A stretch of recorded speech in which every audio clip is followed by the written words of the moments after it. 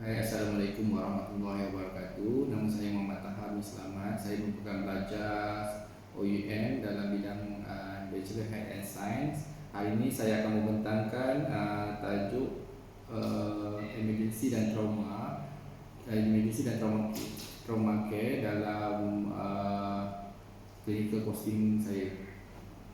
Untuk tajuk untuk posting saya telah memilih tajuk renjatan hypovolemic sebab kebanyakan kes-kes yang datang di kawasan klinik saya banyak kes renjatan hypovolemic. So untuk renjatan hypovolemic ianya merupakan satu keadaan di mana berlakunya kehilangan cecair badan yang menyebabkan jantung tidak berupaya untuk mengepang darah ke seluruh badan dan disebabkan pengurangan preload yang berlaku dalam sistem peredaran darah. Pengurangan preload menyebabkan pengurangan karbon monoksida dan sistem vascular resistance akan meningkat dalam usaha menstabilkan kembali karbon monoksida dan mengembalikan fungsi organ vital. Okey, dalam renjatan hypovolemic shock ni dia akan dibahagikan kepada 4 bahagian. Bahagian pertama, kedua, ketiga dan keempat, dan dicirikan dengan beberapa ciri, iaitu yang pertama untuk kelas 1 14% volume adalah kurang daripada 15%. Untuk stage kedua adalah 15 hingga 30%, stage ketiga 30 hingga 40%, dan diikuti stage keempat adalah lebih daripada 40% daripada belah volume. Okey, untuk pulse rate juga keadaan nadi pula. Untuk stage pertama adalah kurang daripada 100 per minit, untuk stage kedua lebih daripada 100, untuk stage ketiga 120 ke atas, dan stage keempat 140 ke atas.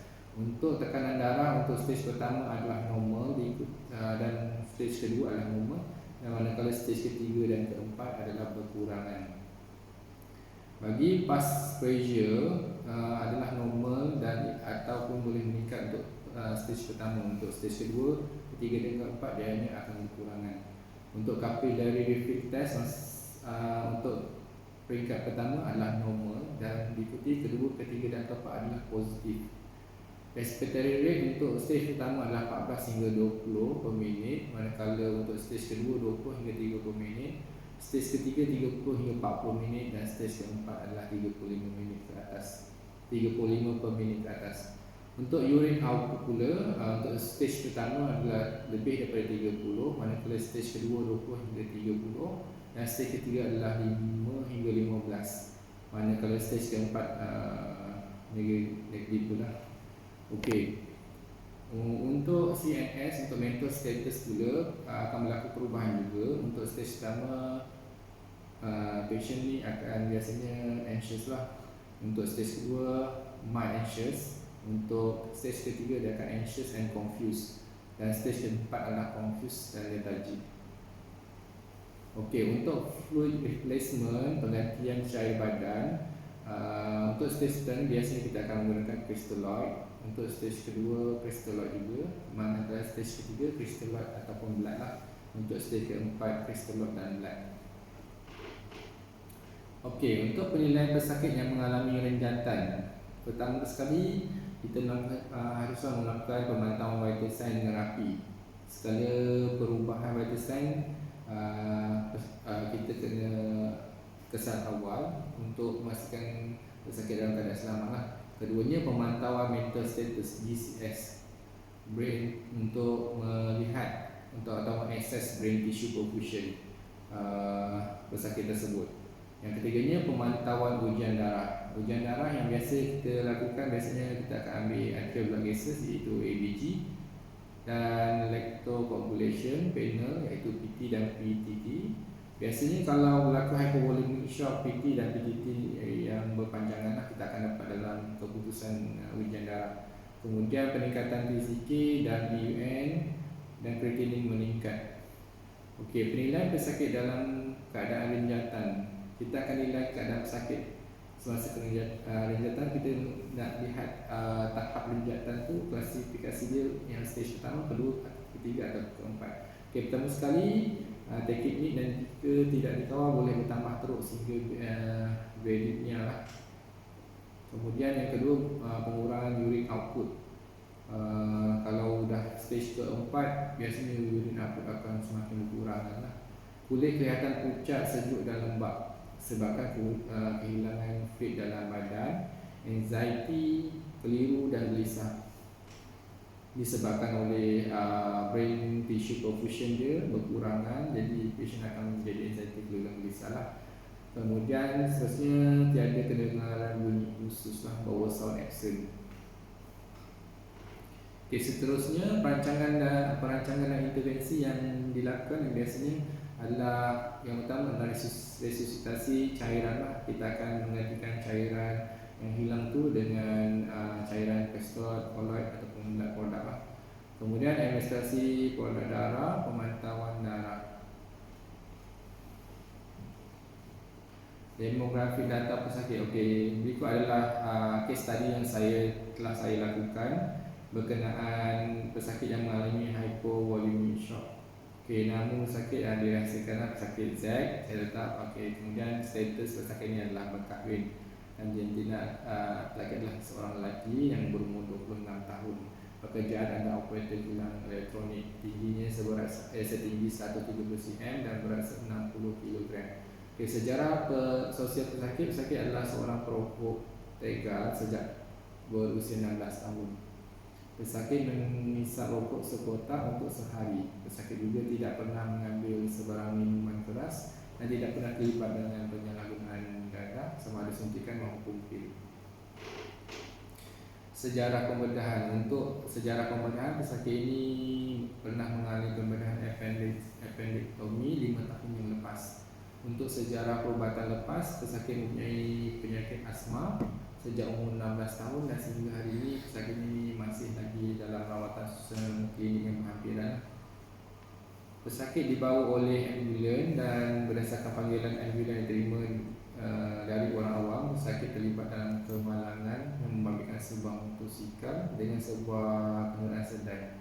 Berdasarkan mekanisme kemalangan pesakit yang merupakan penunggang motosikal, pesakit dapat hilang kawalan secara tiba-tiba dan memasuki laluan yang bertentangan dan telah dilanggar oleh sebuah kereta.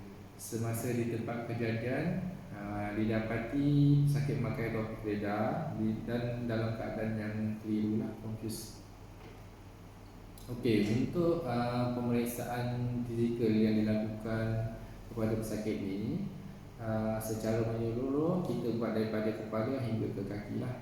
Okey, untuk bahagian kepala, biasanya untuk pemeriksaan fizikal kita menggunakan konsep IPPA lah, inspeksi, perkusi, auskultasi dan palpasi. Untuk kepala, inspeksi pesakit kita tengok pesakit ini mengalami luka laserasi di bahagian pipi sebelah kanan sepanjang 4 cm dan tiada pendarahan aktif lah. Luka abrasi di bahagian dahi sepanjang 4 cm dan tiada pendarahan yang aktif. Tiada sebarang hematoma ataupun pembedahan dikesan di bahagian kepala. Untuk anak mata, refleksi cahaya dan boleh membuka dan menutup mata seperti biasa. Pesakit tidak memakai sebarang gigi palsu dan pesakit mengalami pendarahan telinga sebelah kiri dan palpasi di bahagian kepala, tiada sebarang penemuan abnormal. Untuk bahagian leher, inspeksi bahagian leher tiada sebarang hematoma dan luka dikesan dan tiada sebarang hematoma dan luka dikesan dan trakea normal dan senari. Untuk bahagian dada pula, inspeksi berdasarkan penemuan fizikal badan, pesakit terdapat luka abrasi di bahagian kanan dada sepanjang 5 cm dan tiada pendarahan aktif. Terdapat juga hematoma di kawasan yang sama. Pernafasan tidak simetrik dan pernafasan pesakit adalah laju. Untuk bahagian palpasi di bahagian dada terdapat pergerakan dada yang tidak simetri untuk pesakit ini. Perkusi pula bahagian dada dapati dullness di sebelah kanan dan resonance sebelah kiri. Dullness kira dia padat lah. Untuk auskultasi bahagian dada, untuk bahagian kanan dada sakit dapati bunyi crack lah dan kekurangan bunyi pernafasan sama ada inhale dan exhale, manakala di bahagian kiri terdapat bunyi pernafasan keluar dan masuk dengan jelas. Untuk bahagian abdomen pula, inspeksi untuk pesakit ini tiada sebarang luka lebam pada depan dan belakang abdomen pesakit. Dan palpasi bahagian abdomen pesakit adalah lembut dan tidak sakit. Untuk perkusi adalah keputusannya feminine, maksudnya normal. Auskultasi bahagian perut adalah bunyi usus yang normal lah, 5 hingga 30 per minit. Untuk tangan pula, inspeksi terdapat hepatoma di bahagian kanan lengan pesakit dan luka terbuka di bahagian lengan kanan. Pesakit juga mengalami pelbagai luka abrasi yang kecil di bahagian kiri tangan. Manakala bahagian kaki pula, inspeksi terdapat perubahan fizikal yang ketara bahagian pada kaki kanan pesakit. Luka terbuka yang menampakkan tulang, manakala kaki kiri pesakit mempunyai luka laserasi 7 cm di bahagian peha dan pelbagai laserasi lain di bahagian lateral kaki pesakit. Untuk pesakit ini, vital sign kita telah ambil dan keputusannya adalah blood pressure, tekanan darah adalah 107/69, pulse adalah 110, respiratory rate 22 per minit, temperature adalah 36.6 derajat Celsius, pain score adalah 7, SpO2 patient berkurangan 89% untuk di tempat kejadian. Bagi pengurusan pesakit trauma ni, kita akan buat primary survey. Maksudnya tim PHC, Hospital Care akan yang pergi dalam ambulans kos tu akan melakukan primary survey untuk targetnya adalah untuk mencapai golden hours lah, seperti yang diletakkan dalam guideline kecemasan. Okey, untuk primary survey kita akan menilai airway, pernafasan, sirkulasi, kecacatan dan kita akan expose dia. Untuk primary survey, untuk airway kita perlu memastikan salur airway dia pattern dan terbuka. Maksudnya tak ada sekatan lah, dan menggunakan teknik jaw thrust ataupun gentle catching dia bagi elakkan kecederaan cervical. Maksudnya kalau kita tak boleh melakukan teknik jaw thrust, kita kena menggunakan teknik gentle chain lift. Pesakit dipasangkan dengan cervical collar lah untuk keadaan pesakit ni. Untuk dari segi pernafasan pula, kita perlu mengenal pasti alat bantuan pernafasan yang sesuai dengan keadaan pesakit ni, seperti face mask tu, hypo mask, nasal prong. Bantuan pernafasan yang menggunakan bag bath mask tu kita kena pastikan orofaringeal airway ataupun OPA ni harus dipasang terlebih dahulu bagi memastikan lidah pesakit tu tidak jatuh ke belakang. Bantuan pernafasan yang digunakan bagi pesakit ini adalah hypo mask 12 liter per minit, sebabkan SpO2 dia menurun kepada 89. So kita bagi pesakit hypo mask lah. Untuk sirkulasi pula, kita kena kawal keadaan perdarahan dengan memasang 4 akses intravenous di tangan dan di kaki, dan pemberian cecair nomor 9 diberikan kepada pesakit bernafas lah. Untuk pressure bending juga boleh dilakukan bagi menutup dan menghentikan pendarahan yang berlaku pada kaki kanan pesakit lah.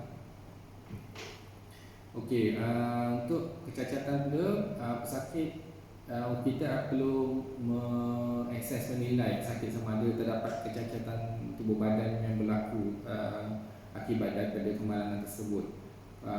Kecacatan yang abnormal yang berlaku lah. Untuk yang first kali pesakit untuk pesakit ini mengalami kecacatan pada kaki kanan dan pelbagai luka agresi di kaki kanan. Selain itu, tiada kecacatan lain ditemui. Pesakit dipasangkan dengan splinting di bahagian kaki kanan dan pressure bandage dilakukan terhadap pesakit. Jadinya kecacatan yang ditemui yang menampakkan tulang tu, kita akan pasangkan splint dan kita apply pressure bandage bagi mengawal mengawal pendarahan yang berlaku. Okey, kemudian kita akan assess pula tahap mental status pesakit melalui DCS. Untuk DCS pesakit ni pula adalah 13/15 lah, di mana pasien ni nampak keliru di tempat kejadian. Untuk bahagian expose pula, kita biasanya akan expose pesakit tetapi di dalam ambulan. Sebab untuk bagi menjaga privasi pesakit lah, tidak boleh expose di kawasan kejadian. Expose ni kita buat di dalam ambulan, daripada kepala hingga ke kaki juga. Ini bagi memastikan supaya MA bagian PSC tidak lepas pandang apa sebarang abnormal yang ada di badan pesakit, seperti lebam di bagian tubuh yang gagal dikesan, boleh menyebabkan situasi yang lain yang boleh memudaratkan pesakit lah. Okay, untuk secondary survey, kita akan selepas pesakit sampai ke unit trauma, doktor ataupun tim kecemasan akan melakukan secondary survey. Yang pertama sekali, penilaian sama seperti primary survey yang dilakukan oleh doktor di secondary survey, dan cairan koloid diberikan kepada pesakit. Cairan yang telah diberikan di primary survey akan disambung di secondary survey. Kemudian penilaian semula daripada segi airway, pernafasan, circulation semua akan dinilai semula, disebabkan tempoh masa yang diambil daripada tempat kejadian ke hospital mengambil masa. Jadi kita kena assess kembali keadaan pesakit, sama ada pesakit mengalami kemerosotan dari segi vital tissue perfusion, kita kena assess kembali lah. Untuk seterusnya selain itu, kita juga boleh melakukan ujian radiologi untuk menguatkan diagnosis. Biasanya kita akan buat ultrasound, sebabnya ultrasound ni dia accessible, senang, mudah dan cepat keputusannya.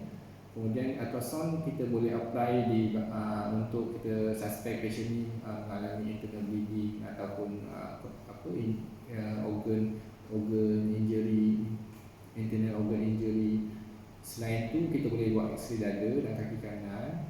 Yang pesakit ni kita buat X-ray bahagian kaki kanan dan bahagian dada juga, sebabnya pesakit mengalami laserasi di bahagian dada kanan. Jadi X-ray di bahagian kaki dan kanan juga perlu dilakukan untuk pesakit ini. Kemudian kita boleh melakukan CT scan. CT scan lebih tepat untuk kita tengok sama ada terdapatnya organ brain damage di bahagian kepala ataupun intra-abdominal injury. Untuk seterusnya, ujian makmal dan ujian makmal biasanya yang kita ambil adalah ABC, ABG dan renal profile lah. ABC kita akan tengok hemoglobin pesakit ni. Kalau stage kedua, ketiga, keempat tu hemoglobin akan berkurangan dan hematokrit juga akan berkurangan daripada paracetamol. Dan ABG bila patient akan stage kedua dan seterusnya, ketiga, keempat, biasanya ABG ni akan pergi kepada metabolic acidosis lah. Untuk renal profile kita boleh ambil untuk kita akan ambil juga untuk tengok ada organ damage sebabkan kekurangan oksigen supply di bahagian badan. Untuk pemindahan darah dilakukan sekiranya tahap hematokrit dan hemoglobin menurun beserta tanda vital yang tidak stabil. Jadi untuk massive transfusion protocol pula perlu dilakukan sekiranya pesakit mengalami hypovolemic shock stage 3 hingga ke 4 lah. Massive transfusion protocol ni diaktifkan oleh HOD dan seterusnya akan dilaksanakan Dewan Bedah untuk menghentikan pendarahan. Kemudian rujukan kita pula perlu merujuk ke unit ortopedik untuk kes ni, untuk patah kaki terbuka di unit pembedahan bagi pneumotoraks di bahagian dada kanan. Okey, diagnosis untuk pesakit ini adalah renjatan hypovolemia peringkat 2 dan disebabkan oleh kepatahan terbuka tulang femur dan juga hematoraks di bahagian dada kanan melalui penemuan X-ray dan lab test yang telah dilakukan. Perbezaan diagnosis yang kita boleh kat sini adalah renjatan kardiogenik disebabkan kehilangan fluid. Ranjatan obstruktif disebabkan kecederaan dinami, dan ranjatan neurogenik. Okey, sekian itu saja penjelasan saya. Sekian, terima kasih.